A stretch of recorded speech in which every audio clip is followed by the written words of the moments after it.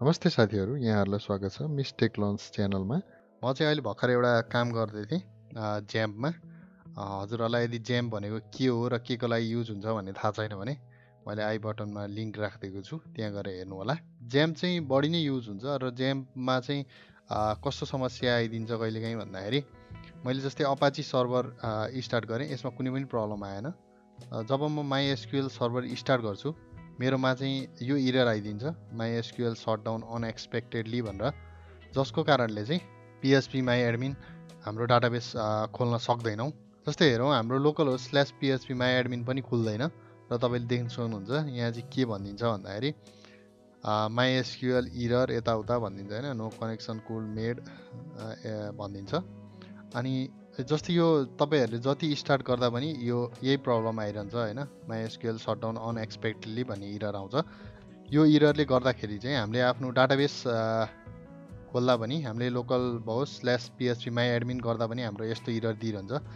त्यो error solve गर्नको लागि चाहिँ हामी एकदम सिम्पल तरिका अपनाउँछौँ। हामी पहिला आफ्नो ज्याम्पमा जान्छौँ। ज्याम्पमा गइसकेपछि हामी अब MySQL मा जान्छौँ।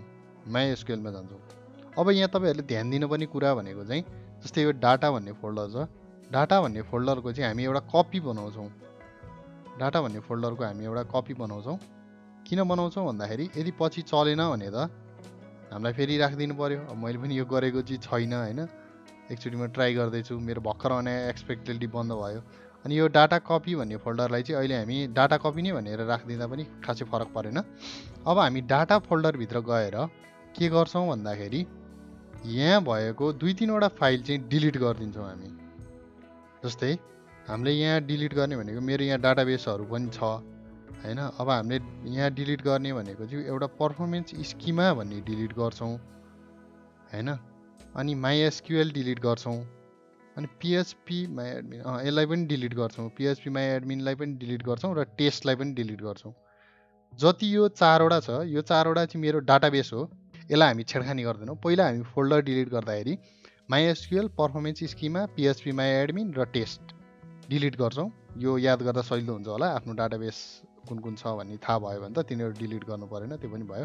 यसलाई हामी पर्मानेन्टली डिलिट गरिदिन्छौं, हामीले डिलिट गर्दियौं। र अब तपाईहरुले ध्यान दिनुपर्ने कुरा के हो भन्दाखेरि यो सबै फाइलहरु सिलेक्ट गर्नु होला। मैले यहाँ क्लिक गरेँ, शिफ्ट क्लिक गरेँ, सिधै लास्टमा लगाएँ है। हजुरहरुले यसरी पनि सिलेक्ट गर्न सक्नुहुन्छ। अनि जुन यो आईबी डाटा 1 भन्ने छ नि, यो आईबी डाटा 1 लाई चाहिँ कन्ट्रोल थिचेर क्लिक गरेर यसलाई अनसिलेक्ट गर्नु होला। यो चाहिँ आईबी डाटा 1 चाहिँ हामीले डिलिट गर्नु हुँदैन। अब हामी यहाँबाट डिलिट बटनमा क्लिक गर्छौं र हामीसँग बाँकी रहेको भनेको आईबी डाटा 1 मात्र बाँकी छ। अब हामी फेरि बाहिर निस्किएर हामी कहाँ जान्छौं भन्दा ब्याकअप भन्ने फोल्डरमा जान्छौं है। डाटा कपीमा जाँदैनौं, हामी ब्याकअप भन्नेमा जान्छौं। यो डाटा कपी चाहिँ मैले किन बनाएको भनेर अघि नै भनिसकेँ। यदि मेरो प्रब्लम आयो, यसले सल्भ भएन भने मलाई पुरानै कन्डिसनमा मेरो डाटाबेस त चाहियो नि त, त्यसको लागि चाहिँ मैले डाटा कपी बनाएको हो। अब म ब्याकअपमा जान्छु। ब्याकअपमा गएर म के गर्छु भन्दाखेरि सबै कपी गर्छु, तर म के कपी गर्दिन एउटा भन्दाखेरि हामीले आईबी डाटा 1 भन्ने बनाएको थियो नि, हो त्यो आईबी डाटा 1 एउटा कपी गर्दिन र म सबै कपी गर्छु। अब म यसलाई कन्ट्रोल सी गरेर अथवा डाइरेक्ट कपी गर्दा नि भयो, डाटामा लिएर गएर यहाँ पेस्ट गरिदिन्छु। भयो, पेस्ट भयो है।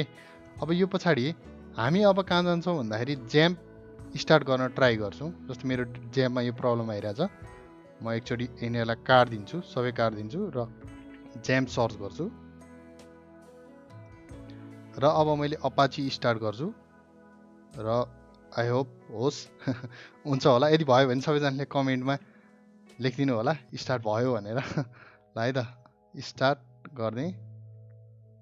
ल हाम्रो डाटाबेस स्टार्ट भइसक्यो र मैले पहिले सिकाए अनुसार एडमिनबाट पनि हामी डाइरेक्ट क्लिक गरेर PHP MyAdmin डाटाबेसमा जान सक्छौं र सक्सेसफुल्ली हामीले यो प्रब्लम चाहिँ सल्भ गरेका छौं।